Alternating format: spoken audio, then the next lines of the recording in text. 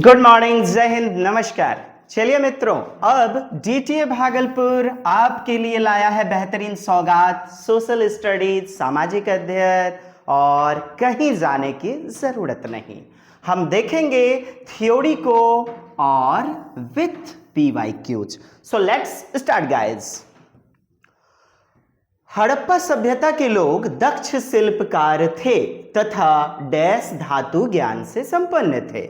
तो हड़प्पा सभ्यता, तो देखिए हड़प्पा सभ्यता में आप जानते हैं क्या? तांबा, कांसा, लोहा, पीतल। अच्छा, लोहा तो उस समय इजाद भी नहीं हुआ था। सर्वाधिक किसका प्रयोग होता था? तो कांसे का। कांसे का सर्वाधिक प्रयोग होता था, है ना। पीतल आप जानते हैं, तांबा ये देखिएगा।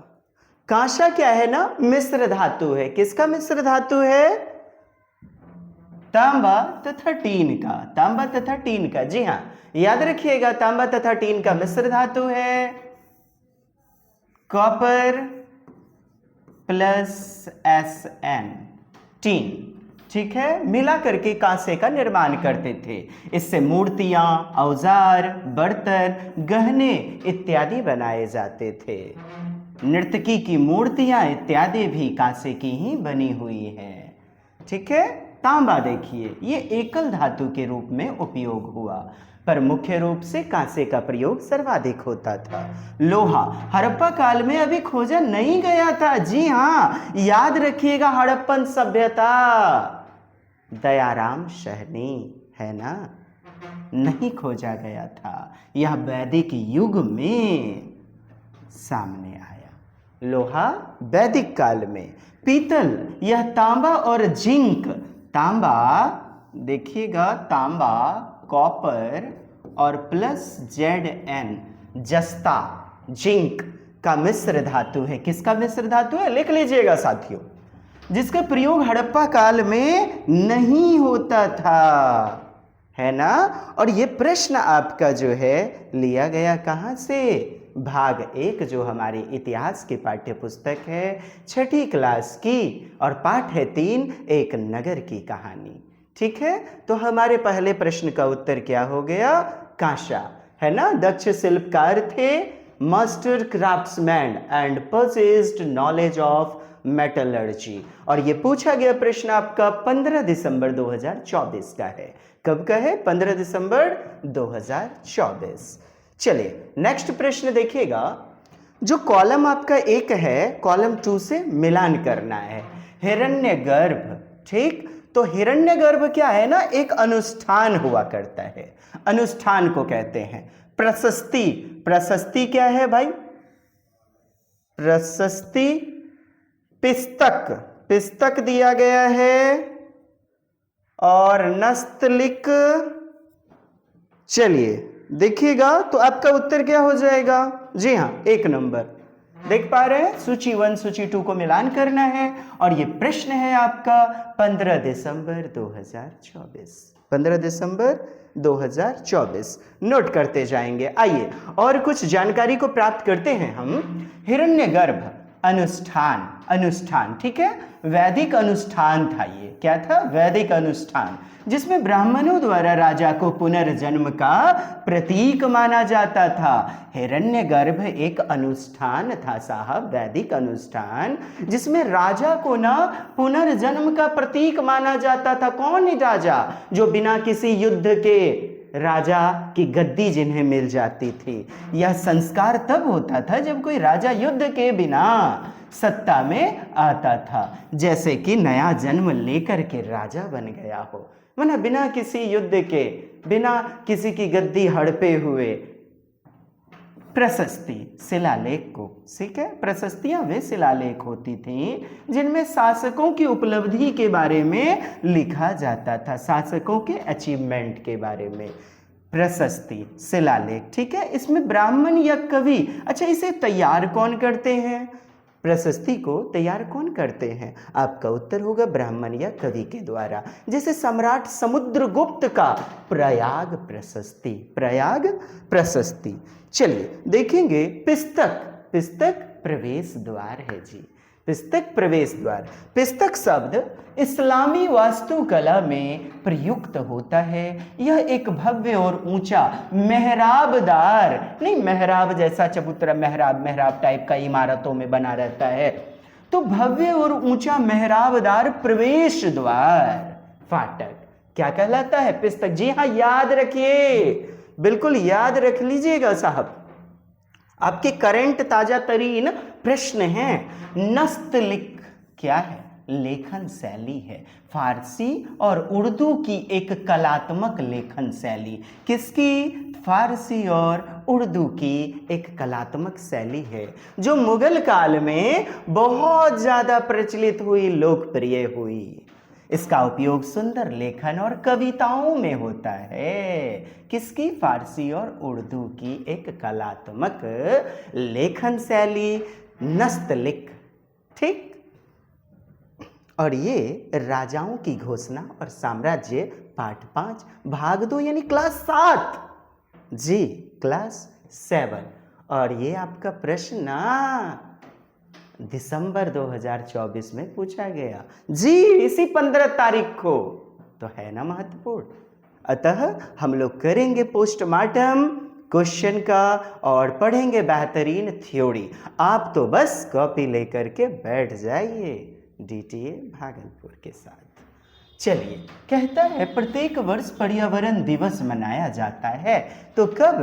5 अगस्त को? नहीं बाबा नहीं, 5 जून। जी हाँ, 5 जून को पर्यावरण दिवस मनाया जाता है। और प्रत्येक वर्ष इसका थीम होता है, स्लोगन होता है, यूएनओ के द्वारा 1972 में जिसकी की गई थी शुरुआत, यूएनओ के द्वारा। जी हाँ, 1972 में संयुक्त राष्ट्र संघ के द्वारा इसकी शुरुआत की हुई थी। ठीक है, हाँ, क्लास 5 से चलाया। इतिहास की गूढ़ लिपि का अर्थ निकालने में पुरातात्विद एक महत्वपूर्ण भूमिका निभाते हैं। जो आर्कियोलॉजिस्ट होते हैं इंपॉर्टेंट रोल प्लेज करते हैं, यू नो वेरी वेल। तो कहता है क्या उनका कर्तव्य नहीं है, उनके काम की प्रकृति नहीं है? किसका? पुरातात्विद का, आर्कियोलॉजिस्ट का। तो जानवरों, पक्षियों, मछलियों की हड्डियों ढूंढना, जी हाँ, डायनासोर, विलुप्त प्राय पक्षी, जो भी आपकी मछलियां, हड्डियां इत्यादि जो भी गड़े होते हैं, उनका खनन वगैरह करते हैं कौन? पुरातात्विद उसका अध्ययन करते हैं। भवनों, अच्छा, लिखित सामग्री, लेखों की जांच करना, यही तो नहीं होगा? नहीं, भवनों, चित्रों, मूर्तियों के अवशेष, बिल्कुल जैसे, ठीक है, उसी प्रकार से कहता है औजारों, हड्डियों, हथियारों, बर्तनों, पेन आदि की प्राप्ति के लिए छानबीन और खुदाई, जी हाँ, खनन करना, खुदाई करना, औजार वगैरह, हथियार वगैरह जो भी आज हड़प्पा सभ्यता में, मोहनजोदारो की सभ्यता में खनन करके प्राप्त हुए हैं।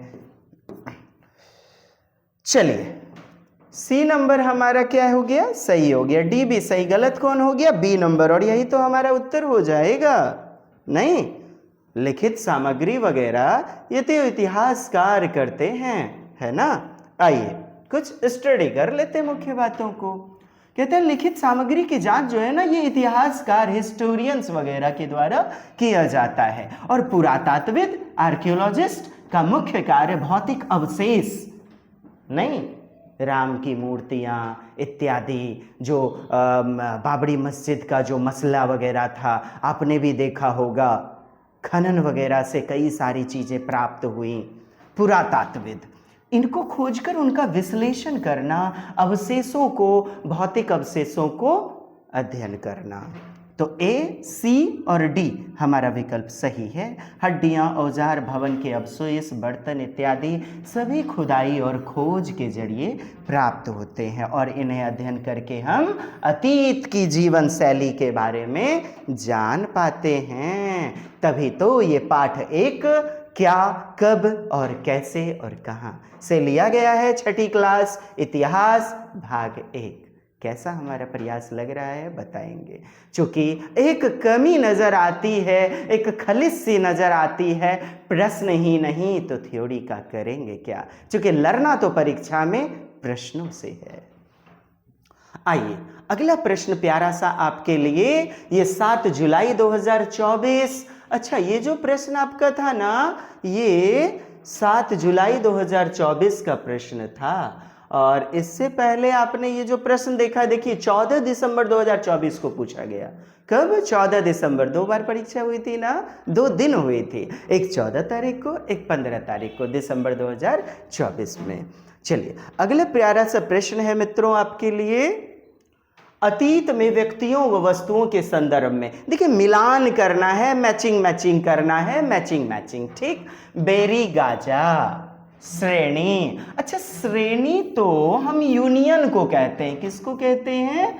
यूनियन को, एक संगठन को कहते हैं। गृहपति समझ रहे हैं, घर का या जमीन का पति यानी मालिक, घर या जमीन का मालिक। एकदम नोट करते जाइएगा डियर रसगुल्लाज, एकदम नोट कीजिएगा प्रिय मित्रों। ठीक है, एरेटाइन पात्र। अच्छा, एरेटाइन पात्र क्या? ये चमकदार बर्तन होते हैं। कैसे? लाल वाले, मुहर लगे हुए, एरेटाइन पात्र। और ये बेड़ी गाजा कहाँ? कर्नाटक, भरूच में। कहाँ पर? भरूच में। ठीक है, चलिए, स्वतंत्र कृषक, शिल्पकारों और व्यापारियों का संघ, तो ये आपका किस में आ जाएगा? श्रेणी में। तो आपके उत्तर प्राप्त हो गए हैं। ठीक, 4 नंबर किधर चला गया? बी है 4 नंबर, बी का 4 किधर है? बी में ये देखिए 4 नंबर, और इधर भी 4 आपका हो गया। ए का तो 2 हो जाएगा, बेरी गाजा कहाँ? भरूच में।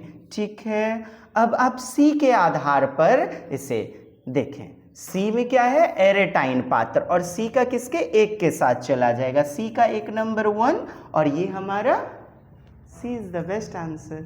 ठीक है, आइए अगला प्रश्न है आपका। अच्छा, पढ़ लीजिए थोड़ा सा, देखिए आपके लिए बेहतरीन तैयार किए हुए हैं।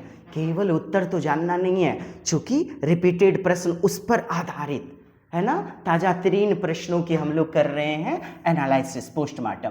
Berry Gaza Bharuch, Barygaza ना प्राचीन बंदरगाह था। क्या था मित्रों? बंदरगाह, जो आज के गुजरात में स्थित भरूच से जुड़ा हुआ है। किससे जुड़ा हुआ है? भरूच। ये एक प्रमुख व्यापार का केंद्र, जहां रोमन व्यापार भी होता था, जहां से। ठीक है, श्रेणी, शिल्पकार या व्यापारियों के संगठन को, संघ को कहते हैं। श्रेणी का अर्थ क्या होता है? गिल्ड। ये भी प्रश्न आ चुका है, गिल्ड या यूनियन, है ना।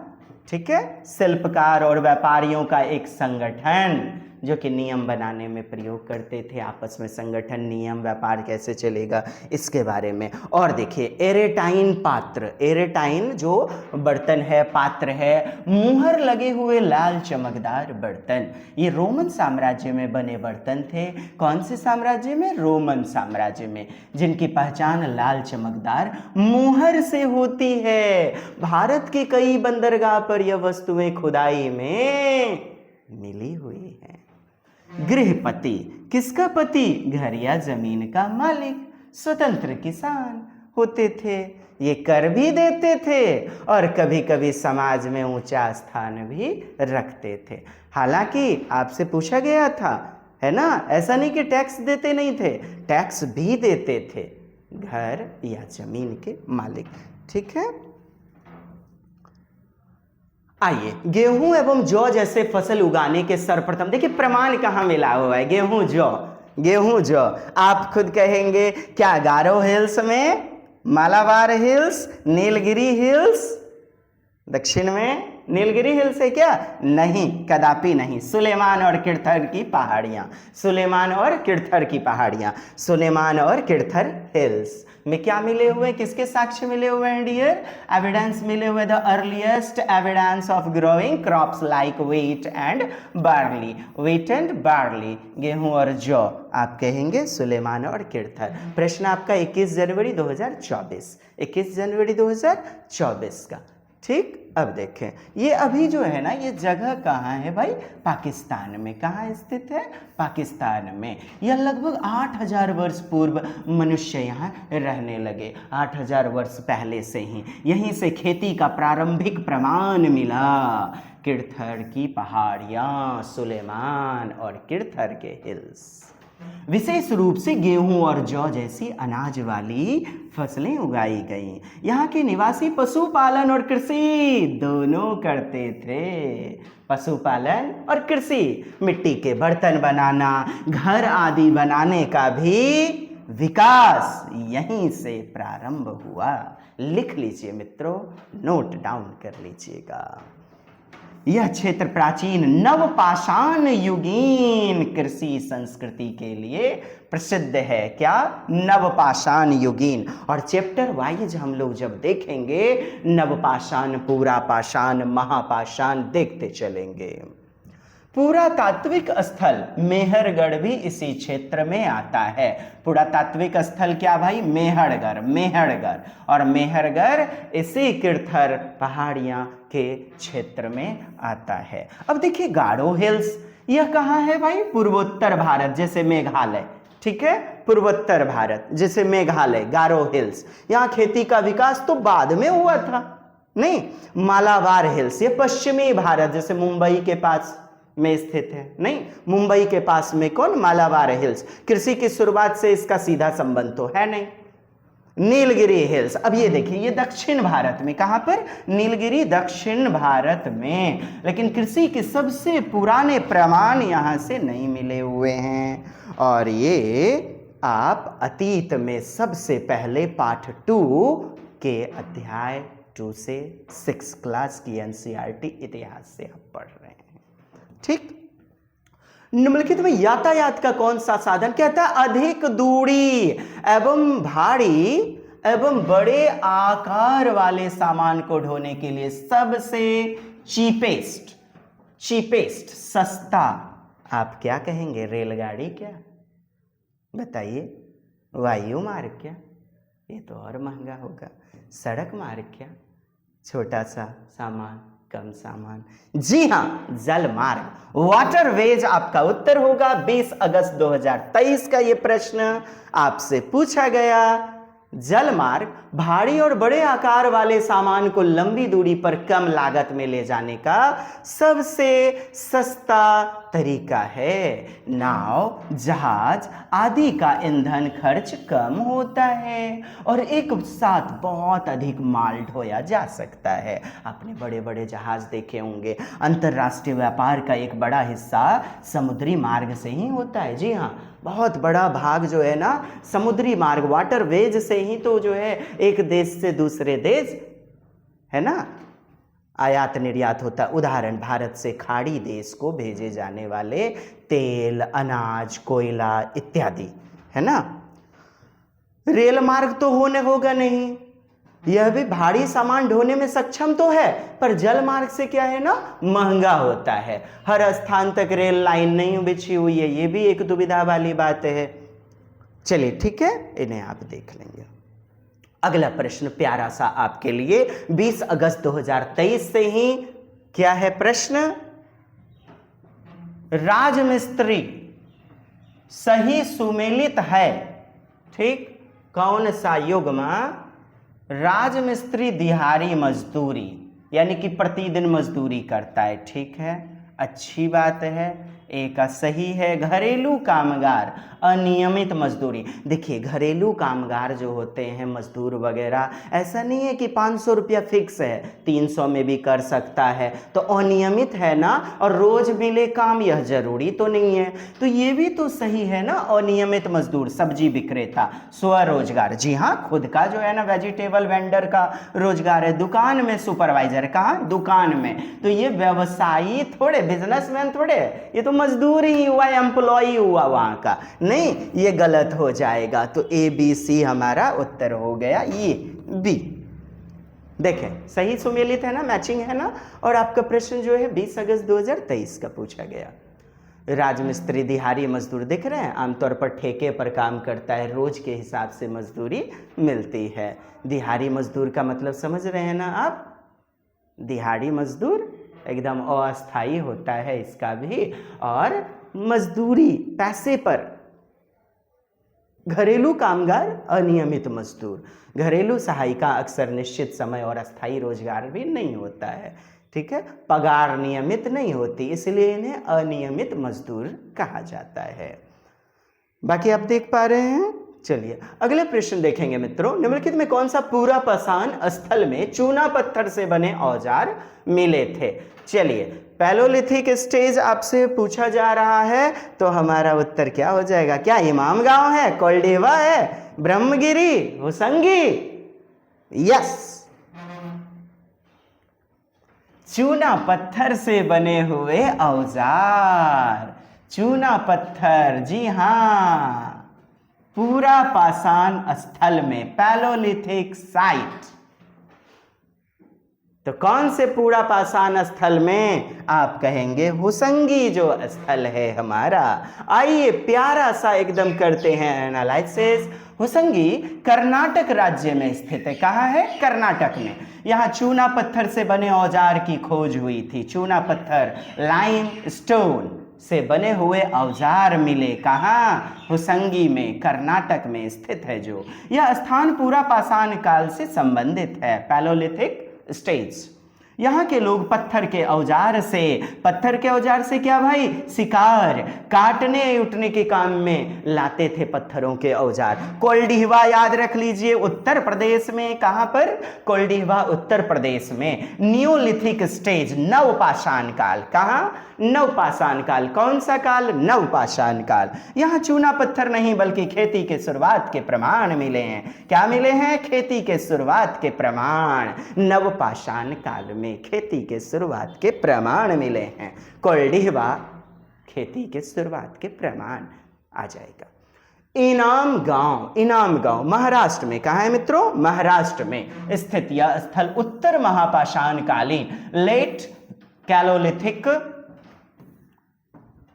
कैल्कोलिथिक संस्कृति कहा हुआ है महाराष्ट्र में। कहां पर? इनाम गांव। कहां पर? महाराष्ट्र में। उत्तर महापाषाण काल, उत्तर महापाषाण काल। यहां प्रमुख रूप से मिट्टी और तांबे के औजार मिले। किसके मिले हुए? मिट्टी और तांबे के औजार। नोट करिए ना बाबा, वही प्रश्न सेम थोड़े देगा। हाँ, प्रश्न में जो है ना, देखिए कितना प्यारा सा एकदम, इनाम गांव। इतनी मेहनत क्यों किया अपन? बस आपके लिए, ताकि आगे आएंगे वही प्रश्न घुमा घुमा के। आप देखिएगा, कल की हमारी सीरीज देखिएगा, यही प्रश्न आपके रिपीट हो करके, लेकिन अलग तरीके से। इसीलिए तो एक एक विकल्प का करना है एनालिसिस, पोस्टमार्टम, तभी तो आपकी सफलता होगी सार्थक, सफलतम। चलिए, ब्रह्मगिरी की पहाड़ियां, यह भी कर्नाटक में है, लेकिन यहां से मेगालिथिक महापाषाण काल के अवशेष ज्यादा मिले हुए हैं। चूना पत्थर के औजार के प्रमाण यहां पर नहीं मिले। अच्छा, ब्रह्मगिरी कहाँ? कर्नाटक में, कर्नाटक में, ठीक है। मेगालिथिक युग के अवशेष यहां पर ज्यादा मिले हैं वे। ब्रह्मगिरी। अगला प्रश्न देखेंगे, और ये भी हमारा दूसरे अध्याय से है, पार्ट 2। हम शिकार क्यों करते हैं, भाग 1, क्लास 6 की इतिहास पुस्तक, ठीक है, हमारा अतीत। प्रश्न आपका है 29 जनवरी 2023 का। कहता है, मृतकों को उनके सामान के साथ दफनाया जाता था। Which of the following best explains the reason for burying? दफनाया जाना, the dead with their possessions। कहता है अपने सामान के साथ, हुक्का, तकिया, मसलब, हाँ, उनके कपड़े वगैरह, जूता, बूट वगैरह सब साथ में दफना दिया जाता था। कहता है सबसे अच्छा क्या कारण है? हाँ, मृत्यु के बाद भी जीवन में लोगों का विश्वास था। जी हाँ, मृत्यु के बाद भी जो है ना, लोग विश्वास करते थे कि जीवन है और वो उन्हें पहनेंगे, उसे उपयोग करेंगे। मृतक के सामान की आवश्यकता नहीं थी कि चलो ठीक है, अब इसके सामान की जरूरत क्या है, डाल दो। क्या ऐसा रीजन था? जी नहीं। मृतक के सामान का उपयोग करना अशुभ माना जाता था। ना ना ना, मृतक की स्थिति और धन को दिखाने के लिए ऐसा किया जाता कि देख, वाह कितना धन्ना सेठ था, देखो इतना इतना सामान जो है ना बरिंग कर रहे हैं, दफना रहे हैं। जी नहीं, 1 इज द बेस्ट आंसर। और देखिए कहीं दूर नहीं है हम, 2023 29 जनवरी। मृत्यु के बाद जीवन में विश्वास था। प्राचीन समाजों में यह आम विश्वास था, मरने के बाद आत्मा को एक और जीवन मिलता है। बर्तन, खाने पीने की चीजें, औजार, गहना आदि उनके साथ दफनाए जाते थे ताकि वे अगले जीवन में उनका उपयोग कर सकें। मिस्र की सभ्यता में तो मृतकों के साथ ममी, स्वर्ण सामग्री तक को रख दिया जाता था, दफना दिया जाता था। नेक्स्ट क्वेश्चन है आपका, निम्नलिखित में कौन हमारे अतीत को जानने का एक स्रोत है?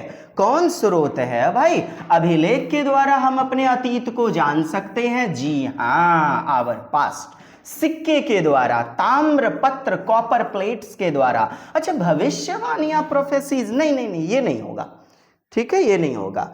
अभिलेख आप जानते हैं, भविष्यवाणियां देखिए, अभिलेख, इंस्क्रिप्शंस, ये पत्थर, धातु या गुफाओं की दीवारों पर खुदा हुआ लेख जो होता है उसी को अभिलेख कहते हैं। इनसे शासकों के आदेश, युद्ध, दान और ऐतिहासिक जो पुरानी घटनाएं थीं उनके बारे में जानकारी मिलती है। ये प्रामाणिक और प्रत्यक्ष स्रोत माने जाते हैं। क्या? ऑथेंटिक और डायरेक्ट विजुअल। हाँ, ये क्या है ना, प्रत्यक्ष स्रोत है। सिक्के, सिक्कों से पता चलता है कि उस समय कौन शासन कर रहा था, मुद्रा कैसी थी और कैसे व्यापार था। सोने का सिक्का, ताम्र का सिक्का, चमड़े का सिक्का, आप जानते हैं, समुद्रगुप्त वीणा बजाती हुई सिक्के, इन पर अंकित चित्र, लेख, तिथि जानकारी का आधार बनते हैं। ठीक है मित्रों, अगला देखें, ताम्र पत्र, कॉपर प्लेट्स। ये आमतौर पर दान पत्र या जमीन से संबंधित घोषणाएं होती थीं। आमतौर पर, मुख्य तौर पर किससे?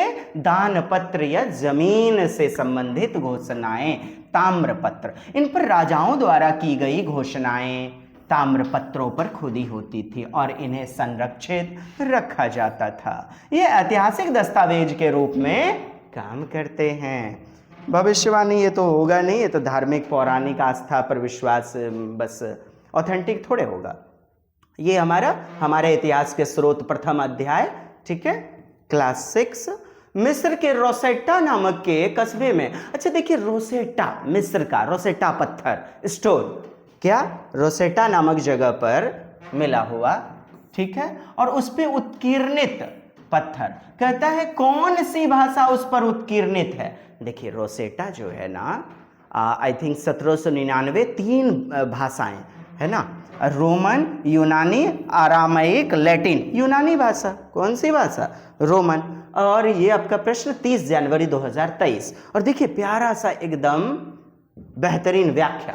रोसेटा स्टोन एक ऐतिहासिक पत्थर है। क्या है भाई? एक ऐतिहासिक पत्थर है जिसकी खोज कब हुई थी? 1799। यस, 1799 में उस पर 3 भाषाओं में एक ही शासकीय घोषणा लिखी हुई थी। एक ही शासकीय घोषणा, कितनी भाषा? 3 भाषा। मिस्री चित्रलिपि, डेमोटिक यूनानी प्रशासन की भाषा, यूनानी प्रशासन की भाषा, डेमोटिक सामान्य जनता की भाषा। ये देखिए यूनानी, और यही तो आपसे पूछा गया था, ग्रीक, और हमारा उत्तर हो जाएगा ना। ठीक है, नोट करेंगे। इतिहासकारों को यूनानी भाषा पहले से आती थी जिससे वे बाकी 2 भाषाओं को समझ पाए। तो यूनानी भाषा पहले से आती थी, बाकी 2 भाषाओं को वो समझ पाए। यह खोज मिस्र की सभ्यता और लिपि को समझने की एक चाबी बनी, एक कुंजी बनी। यही वजह है कि रोसेटा स्टोन को प्राचीन मिस्र की भाषा का पासवर्ड कहा गया।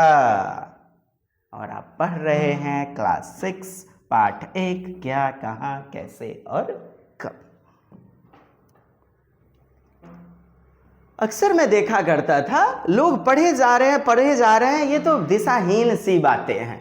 क्वेश्चन एनालिसिस होना चाहिए और उसके तहत होना चाहिए थ्योरी का आगाज, और इसका किया है हमने शुभारंभ। आप DTA भागलपुर से जुड़ सकते हैं। हमारे चैनल को सब्सक्राइब करें, मित्रों तक शेयर करें, ज़्यादा से ज़्यादा शेयर करें ताकि हमारी कंटिन्यू वीडियो आप तक, आपके द्वार तक ज्ञान हमारा पहुंचते रहे।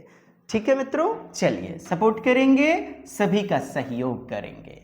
ईसा मसीह के जन्म के पूर्व की सभी तिथि। अच्छा, जन्म के पूर्व को क्या आप जो है रिग्रेसिव, पश्चगामी कहते हैं। जन्म के पूर्व है ना, बीसीई, या आप अभी तो बीसीई लिखाया जा रहा है, बिफोर क्रिस्ट, बीसी एक ही बात है, ठीक है। और आप जानते हैं एडी या फिर हम सीई कहें, ठीक है, कॉमन एरा, तो ये एक ही बात है, ठीक है। और ये क्या है ना साहब, ये जो बीसीई है, बीसी, ये पश्चगामी, एकदम नोट कीजिएगा, पश्चगामी। और ये क्या हो जाएगा, अग्रगामी हो जाएगा, अग्रगामी। इस प्रकार हमारा उत्तर क्या हो जाएगा, ठीक। ऑल डेट्स बिफोर कहा जा रहा है, before the birth of Jesus Christ, before the birth of Jesus Christ, Jesus Christ के जन्म के पहले। और जन्म के बाद से जो भी वो एडी सीई, जन्म के बाद से, एना डोमिनी नहीं, कॉमन एरा। और ये देख रहे हैं आप, ठीक है। और धार्मिक पक्षपात को दूर करता है ये बीसीई, ये सीई, ठीक। लेकिन ईसा मसीह एक विशेष धर्म को जो है संबोधित करता है बीसी से, एडी से, है ना। चलिए, अब आप समझ पा रहे हैं ना। ओके प्रिय मित्रों, तो हमारा उत्तर क्या हो जाएगा, पश्चगामी। 20 जनवरी 2023 का ये प्रश्न आपका। और एक प्रश्न अक्सर मिल ही जाते हैं, आइए प्यारा सा एनालिसिस करेंगे और कॉपी लेकर के बैठ जाइए जी। ईसा पूर्व की तिथियां, BC, before Christ, full form भी याद रखें, पूछा गया है, या बीसीई, बिफोर कॉमन एरा, ठीक, के रूप में लिखी जाती। उदाहरण के लिए 500 बीसी, 400 बीसी, 100 ईसा पूर्व, 1 बीसी। नहीं, ये तिथियां घटते क्रम में चलती हैं। किसमें, घटते क्रम में। तो क्या कह देंगे इसे हम, पश्चगामी। ये भी पूछा गया प्रश्न है, घटते क्रम में, डिसेंडिंग ऑर्डर में चलती है, ठीक। इसके विपरीत ईसा मसीह के जन्म के बाद की तिथियां एनो डोमिनी कहलाती हैं, या फिर अभी मॉडर्न एज में सीई, कॉमन एरा, ठीक है, सामान्य युग में बढ़ते क्रम में चलती हैं, इसलिए इसे अग्रगामी।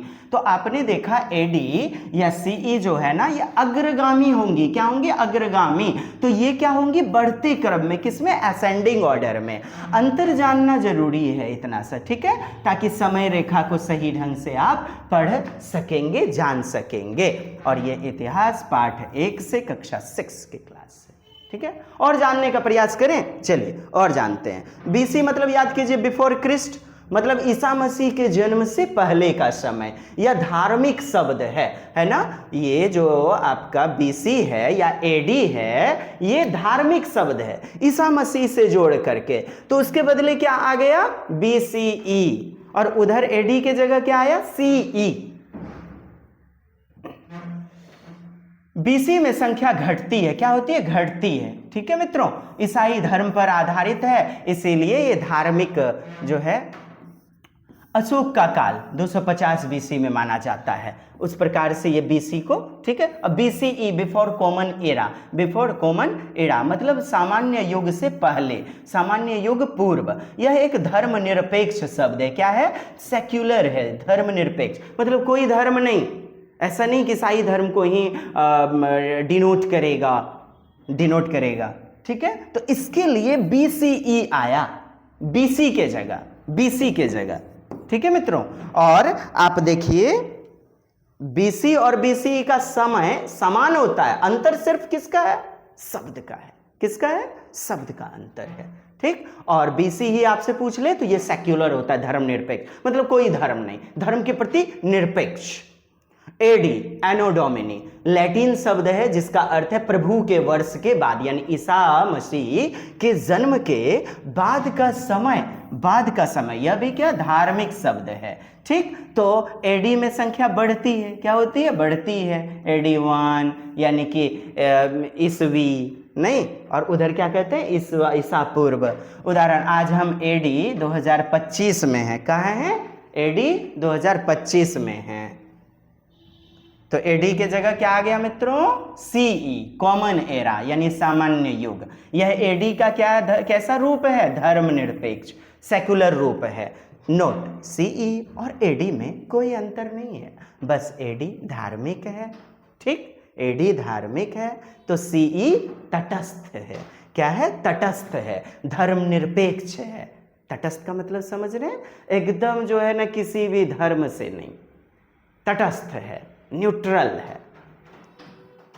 चलिए, सीई आपने देखा, सीई और एडी क्या कोई अंतर नहीं, वैसे ही समझ लिया आपने।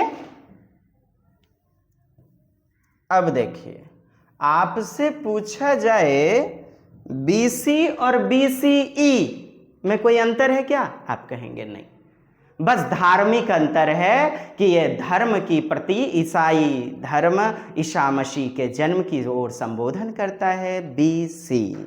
ठीक, देखते हैं शॉर्ट फॉर्म क्या? बीसी, बीसीई, एडी और सीई।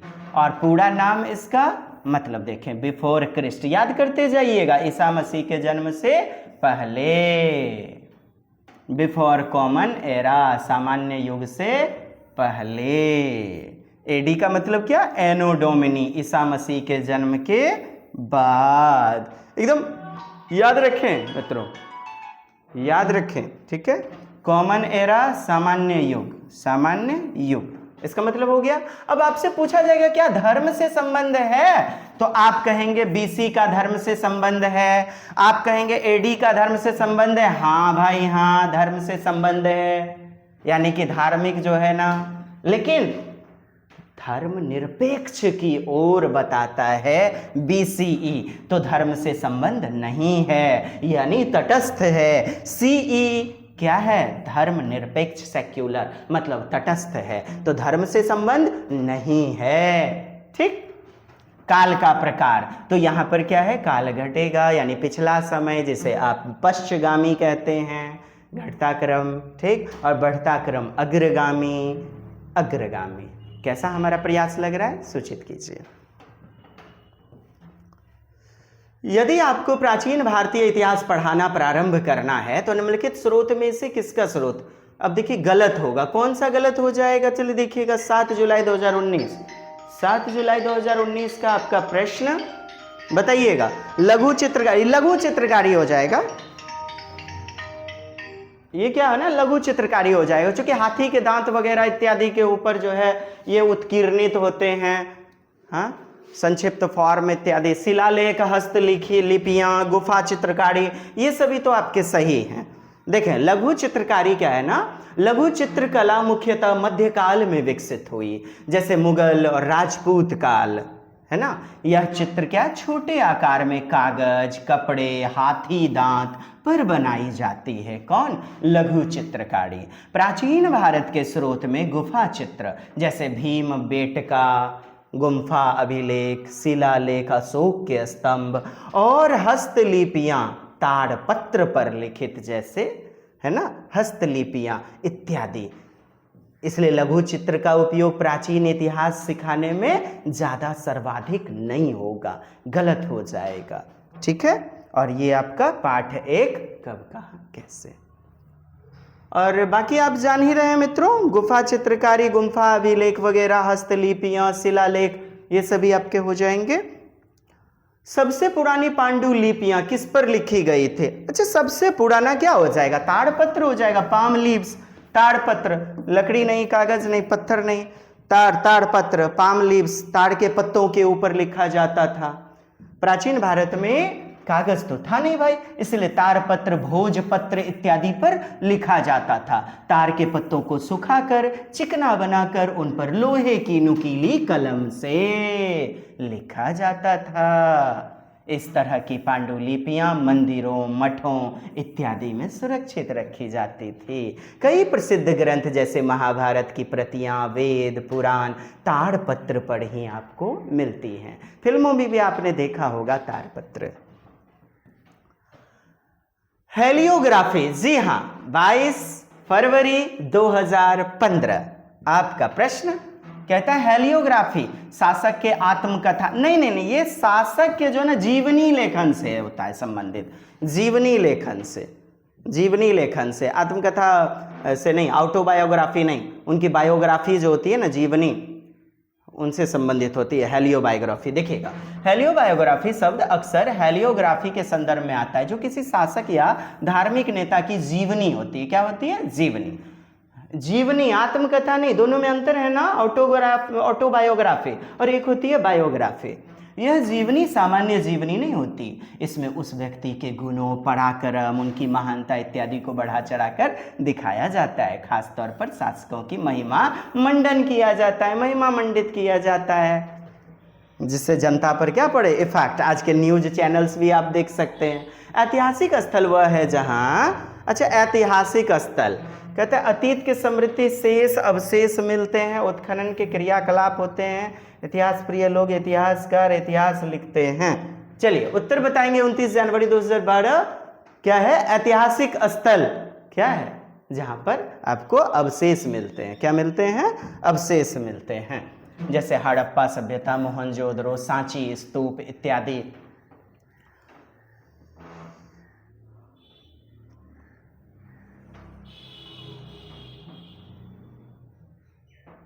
ठीक है।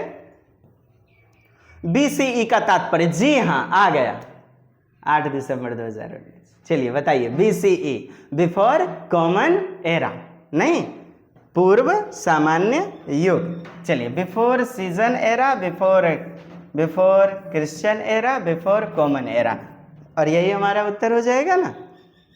आप बेहतरीन ढंग से समझ ही चुके हुए हैं। ठीक है, बीसीई याद कर लीजिएगा फिर से।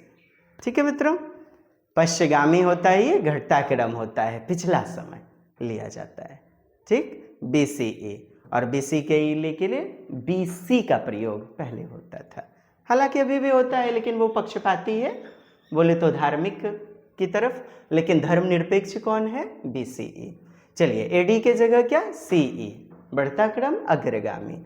अगला प्रश्न, 2012 में निम्नलिखित में किस प्रकार से भी लिखा जा सकता है?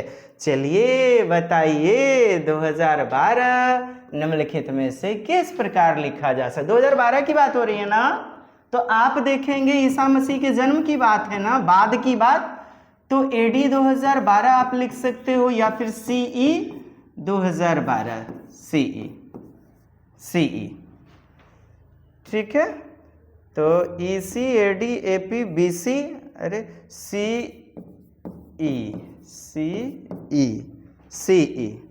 ठीक, एडी, अच्छा एडी तो दिया गया है ना, यहाँ तो ईसी गलत है, एडी हो जाएगा ना। हाँ, एडी आप समझ चुके हैं। बहुत ज़्यादा लंबा वीडियो हो रहा है, मैं थोड़ा जल्द समाप्त कर दूं, क्योंकि ये सारे फैक्ट्स अब आप आज जान चुके हैं। आज आप खुद कहेंगे क्या आ गया? मजा आ गया। जी हाँ, मैन्युस्क्रिप्ट शब्द लैटिन भाषा से प्राप्त हुआ है, जिसमें मेनू शब्द का अर्थ, ये जो मेनू है, और मेनू मीन्स होता है हैंड, मेनू मीन्स होता है हाथ, हस्त, आप सभी जानते हैं। You know very well dear. थोड़ा देख तो लें हमारा बेहतरीन नॉलेज। लैटिन शब्दों से मिला हुआ है। मेनू का अर्थ होता है हाथ और स्क्रिप्ट का अर्थ होता है लिखना। इस प्रकार मैन्युस्क्रिप्ट का शाब्दिक अर्थ क्या हुआ? हाथ से लिखा गया लेख या ग्रंथ। प्राचीन काल में छपाई की तकनीक नहीं थी। सभी ग्रंथ, श्लोक, महत्वपूर्ण जानकारी हाथ से ही लिखकर सुरक्षित रखी जाती थी, संरक्षित रखी जाती थी। और ये आज आपका अध्याय 1, क्या, कहां और कब, कैसे। ठीक, प्राचीन ग्रंथों के स्रोत। अगला हमारा पड़ाव जो चलेगा, मानव विकास, प्रारंभिक समाज, प्रथम कृषक तथा चरवाहे। देखना न भूलें थ्योरी विथ PYQs। और मैं चाहता हूं आज आपसे विदा कर दीजिए। ज्यादा से ज्यादा शेयर, ज्यादा से ज्यादा करें हमारा हौसला अफजाई। तो मित्रों, सादर नमन, जय हिंद, वंदे मातरम। कमेंट्स कीजिएगा कैसा लगा हमारा आगाज।